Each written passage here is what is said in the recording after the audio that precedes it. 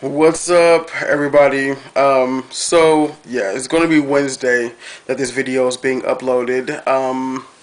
I kind of got addicted to the BBC's Adventures of Merlin on Netflix. Netflix is not healthy for me. It is not a good investment for me in any way, shape, or form. And so I kind of got addicted to that show, so that made me procrastinate on making a video. That also made me procrastinate on responding to comments, and then they implemented the new commenting system, which rendered me being able to respond to comments that were posted prior to that date impossible. So I'm just going to make a completely separate video, which is probably going to be uploaded shortly after this one, responding to the comments on my last video. I don't want anyone to think that I'm ignoring them. I don't get very many comments, and I appreciate everyone that comments on a regular basis. It's nice. I'm a homebody, so I'm at home a lot, and so it's nice to get some interaction, even if it's not actual physical interaction. And so yeah, I'm gonna make a separate video responding to the comments. I'm not ignoring anyone. And if you have not watched the Adventures of Merlin on Netflix, if you have it, I dare you to click on it and not be addicted. And yeah, so I'm gonna review episode 10, A New Spiritual Age of Legend of Korra book 2. I don't have some huge rant for this video. Of course, this was a wonderful episode because Iroh time is always going to be welcome, naked or not. Um, he was, I almost choked on my food when I heard his voice. I think it's the same actor that took it over after Mako died, and so I was like eating Chinese food, which is so hilarious. I was eating like chicken and rice, and he like walks on screen. I'm like about to choke on my food. So it was really refreshing to see. It was nostalgic. But I will say, still watching this episode, that even with them being in a spirit world, I don't see spirits being in the focal point of this season. And so I just don't know what the grand design of this book is. I'm not really understanding, this harmonic convergence thing is looming, but the spirit, like, it doesn't feel like the spirits is what's driving this season. It's more of Varric, which, I mean, he kind of is a dark spirited person. But I don't know. I will say that the animation, it's been incredible for the entire season.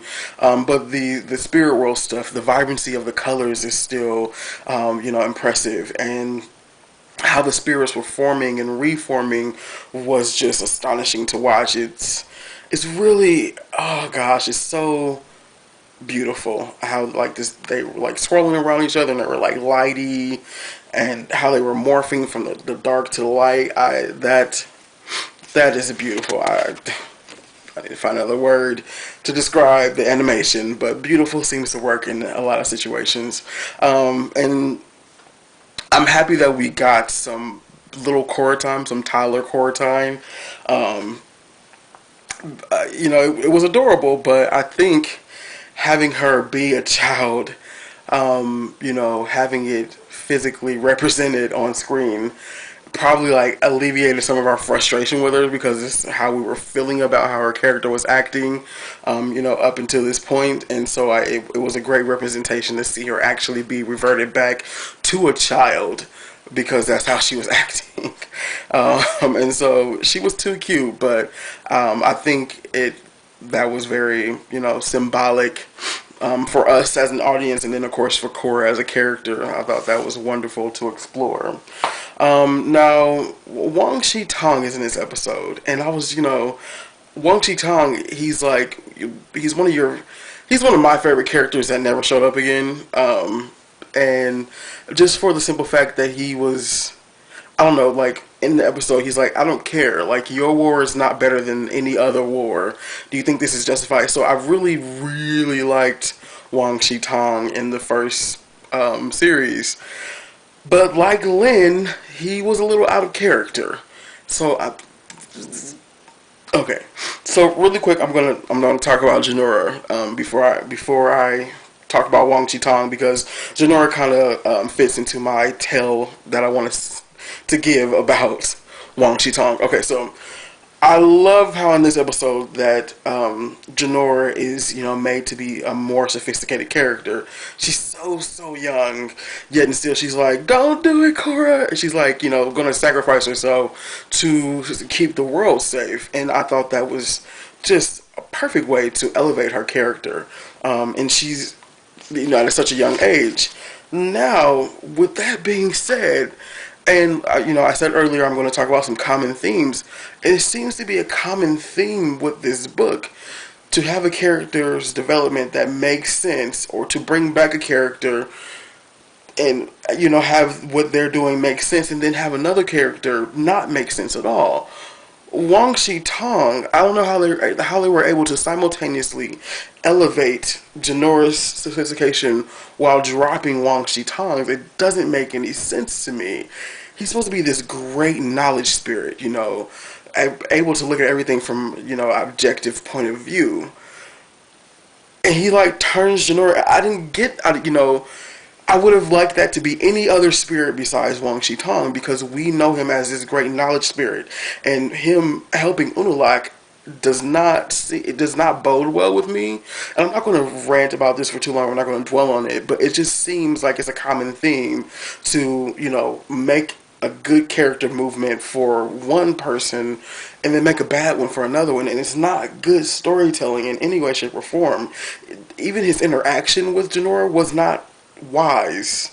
I understand him not, knowing the thing about the radio, but the way he interacted with Janora was not Wang Shi Tong, and so I just feel as though him being brought back into the season should have been a turning point for more education, for figuring out Unalaq's plan, sooner, or discovering something that could help them besides reading books. And I feel as though he should be able to see the shortcomings of Unalaq's plan. I don't know why they did that with Wang Shi Tong. Like, that could have been any spirit. Any spirit in the spirit world could have helped him and been like, "Oh, I'm turning you into Unalaq because he's a friend to the spirits." Like, what? Okay, so like I said, I'm not going to dwell on it. So I'm not going to dwell on it. That made me mad. It kind of making me. I don't know. I'm not. I don't know. I just get a little indifferent, feeling like I don't care anymore, which is not good. I've never said that about Mike and Brian, but it's a common theme. Like Lynn, there was no need for her to arrest Mako. There was no need. There was no need for Wang Shi Tong to speak with Janora. There was no need. So it's a little frustrating. But overall, the episode is incredible. I mean, no one could dislike this episode. Uncle Iroh's in it. Like, oh gosh, I just love that. And he was, a character placed back into the series who was perfect as Uncle Iroh. He was Uncle Iroh. That was amazing how they did that.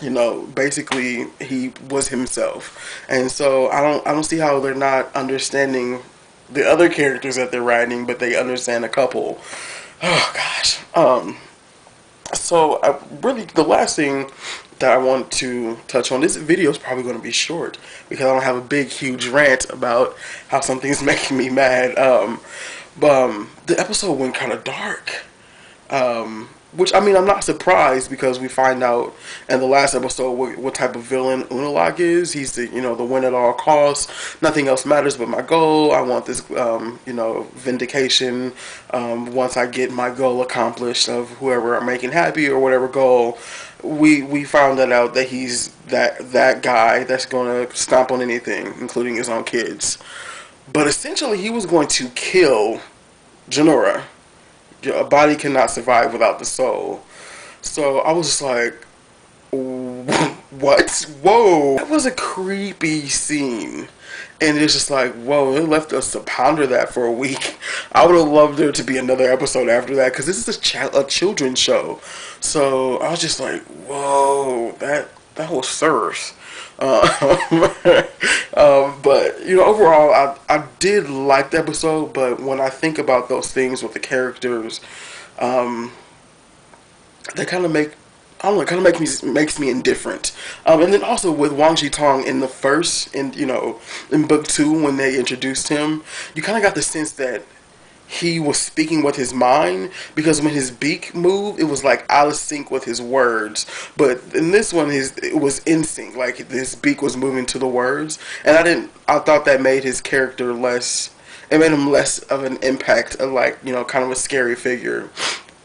I know he was interacting with a child, but yeah.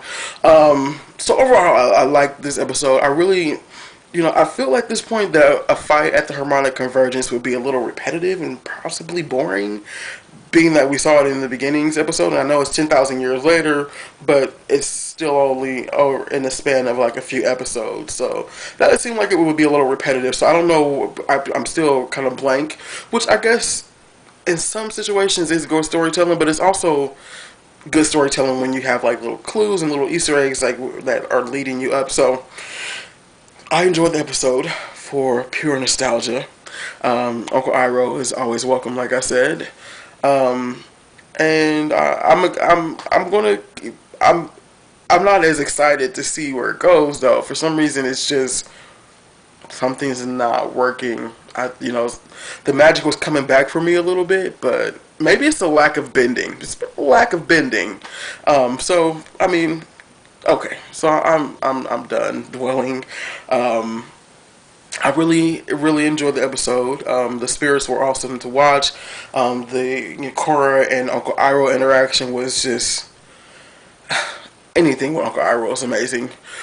So yeah, on to next week, which well actually on to next couple days since I made this video so late, and so I'm gonna make a video talking about the comments that were left on my last video since I can't respond to them, still can't.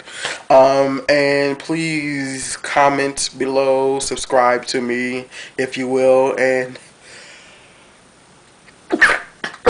oh, okay, and give me a thumbs up, and I'm gonna end the video now because I gotta blow my nose.